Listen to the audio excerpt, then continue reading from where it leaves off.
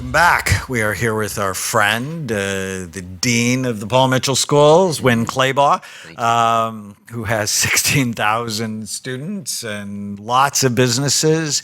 And you're really teaching young therapists how to make people look beautiful. Absolutely. I like young therapists. That's right, great. absolutely. And, you know, people who go into the beauty industry, sometimes they're struggling.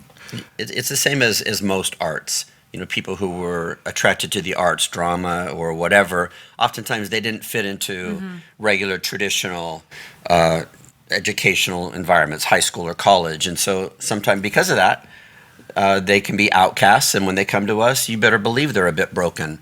I'm always amazed that by the age of 20 years old, they've dealt with homelessness, addictions, suicide attempts, rape, self-harm, all kinds of things. And so, and I take that very, very seriously. Like I remember the first time that came up, you know, hey, Winn, come to the office, this student is cutting themselves. I'm like, what are you talking about? Like cutting hair, they cut their finger by accident? Like, what are you talking about? Like, I had no idea. Yeah. I did not know that existed. And how can I take their tuition dollars but not have education and awareness on what their life struggles are? And so you better believe we have to address that. That has to be part of the component, which is why I'm a fan of you.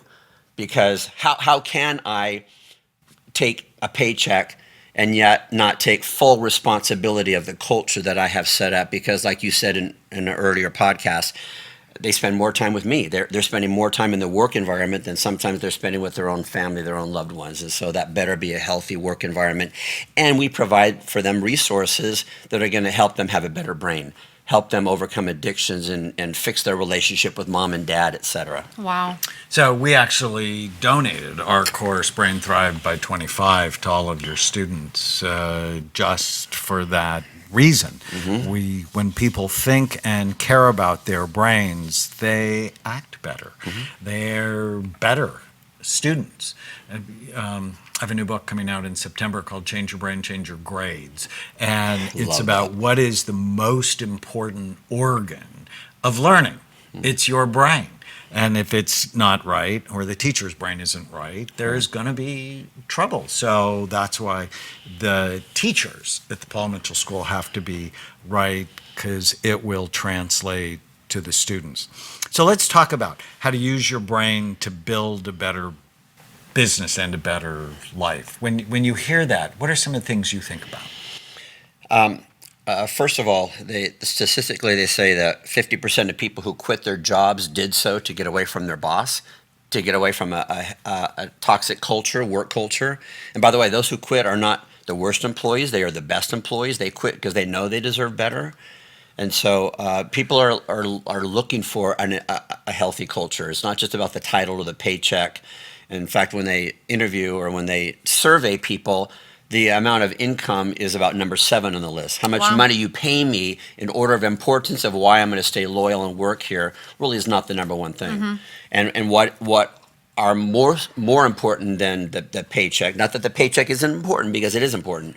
What is more important is that healthy culture. And so businesses have systems for payroll. They have systems for how they handle a complaining customer. They have a system for how they do all kinds of things. But when it comes to something like, well, how do you have fun around here? And they look at me like I have 3 heads. Like, why do we have to do that? You know, why is that my job to make sure that my people, the people that I work with every day, are having fun? And so we have systems for those things. We have systems for being in a good mood. We have systems for how we start the day to create the energy. You know, every Friday we have what we call Dance Club Fridays. And so, yeah, everybody from customers to students, you know, they stop what they're doing, they hit the floor, and they crank the music. Just all of a sudden, in that 3 minutes, what I can create in 3 minutes can undo some of the back gossip that's been going on for 8 hours in the back room. So there's just all kinds of things, systems that companies and organizations can do to make sure that this stuff is thriving. Do you have someone assigned to like actually implement this stuff? Oh, absolutely. Oh, that's in every single one of my schools, we have what we call our Be Nice or Else teams. Awesome. Culture, you ask anybody who works with my organization, you know, what are you most proud of? Is it your cutting system? No. Are we proud of it? Absolutely. Is it your product line? Is it your beautiful facility? Is it your marble floors? No. What are they going to tell you? What makes us number one? Our culture. And every person will tell you that. Wow. So what are some tips that you can give our listeners who either work in a business or own a business on how to transform their cultures? Okay, first of all, I said it earlier that make it real simple. 3 basic human needs. People need to feel safe. People need to feel that they belong. Did you know that 60% of people say no one has my back? And by the way, half of them are married. So what a great opportunity we have so in glad the. I don't feel that way. Can you imagine? No. But have you ever felt that way, Yes, though? Yeah. many times. And how many people feel that way at work? Nobody Yeah. here has my back. If people live in fear every single day at work, they could be the most talented person in the organization, but every single day they live in fear. Why? Because their boss makes them feel that way. They're doing their job, they're on time to work, but the boss lives by this old school culture of leadership, which is about fear. It's about intimidation. It's about policing people. And a lot of leaders think that their job is to police their people. I'm just waiting for you to screw Rather up, than and then inspire. and then I know your name. Right. You're late today. You've been on time every day for the last 3 years, but today you're late, and now I'm going to focus yeah. on you. So people live in fear. So Would instead I of live in fear? inspiring them. We don't perform at our best when we're coming from those places, and so just realize that it's our job to bring out the best in people. And then the third basic human need is that, as we've talked about, is that people need to have a purpose. They need to have that why. So that's the philanthropy side. I love that. Thank you for having my back. Always. But that's a good point. Better because of you. It's a Of really course good it is. point. Yeah. Well, you asked for a tip. Communication. If you're going to err in your company, in your organization, I would rather that you err on the side of having too much communication than not enough. Because how successful would your marriage be if the two of you got for together sure. just once a month to talk? Right. You know, and some people say, "Ooh, that sounds good," but some No, marriages, but not yours. We've built in ritual. So Of I course guess you you do. call There's that a your ritual. system. But why shouldn't that be just as important in the work environment? Sure. You know, just a successful marriage requires communication. Well, guess what? A successful marriage, so to speak, in the work environment requires communication. Because when there's too little communication, people will make stuff up. Know what I mean? That's what the If brain does. Exactly. The brain If they don't know it what's needs to really be going stimulated. on. Yeah, my paycheck's late today. That must mean that Yeah. the company's in trouble. I better go look for another job. Yeah. When really it was just the accountant There was was out an sick. accident on the Exactly. So people will make stuff up, and so we like to say that we're a house of communication, which does not mean that we're just having random meetings because that can be a waste of time too. You have an hour-long meeting and there's 10 people there. That's not 1 hour of wasted time. That's 10 hours of wasted time because Right. you had 10 people there. So if we're going to bring people together, let's be very, very clear on why we're bringing people together. Yeah. So we have our morning ritual of a meeting. It lasts for 20 minutes. I can tell you exactly who's there, who's not there. I can tell you what they discuss, what they're not supposed to discuss. We actually script the words that they can use, the words that they cannot use. Give us an example. If in a staff meeting we say, okay, who here has a problem?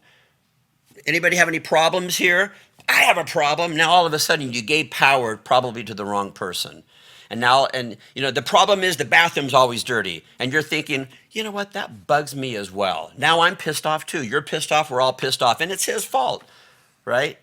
That's all so of a sudden interesting. you let the energy go in the wrong that's direction. not something you let happen. You can't use the word problem. You can say I have what's the word we use? I should probably know this, right? A concern or a I have a suggestion, but every suggestion I like has that. no. I'm sorry. Two solutions. Every suggestion has to have two solutions. I like it. Because my mom said, if it's to be, it's up to me. Little kids were running around. If it's to be, it's up to me. Oh, I my mom would love say, I'm not the that. complaint department around here, child. Come I back with love two that. solutions and then we can talk. But there are grown adults that still think it's their job to just dump on somebody else. I have a problem, I'm going to dump it on you. Yeah, no. good managers. What's your have suggestion? people bring Two the solutions. There you go. I love that. I love two solutions. I love Because that. then they don't get wed to just their one solution on I how like to it. do this. So we It's up have to- a if it's morning to be, it's up to huddle me. I love that. every Okay. day. And it's been transformative because it increases the communication among the teams just to know what's going on. And you can't go on and on. They last like 15 minutes, the huddles. Right. But it's communication. I got to share with you it's our gathering guidelines. There's 10 of them, and we're very specific. So we're all gathering together, whether it's an hour-long meeting or it's that 15-minute huddle, 10 guidelines on how to have a successful huddle of what that looks like. Great. So in the next podcast, we will do that. Got it. Gathering solutions I like it. for your brain. Stay with us. If you're enjoying the Brain Warriors Way podcast, please don't forget to subscribe so you'll always know when there's a new episode. And while you're at it, feel free to give us a review or 5-star rating, as that helps others find the podcast. If you're considering coming to Amen Clinics or trying some of the brain healthy supplements from BrainMD, you can use the code podcast10 to get a 10% discount on a full evaluation at amenclinics.com or a 10% discount on all supplements at brainmdhealth.com. For more information, give us a call at 855-978-1363.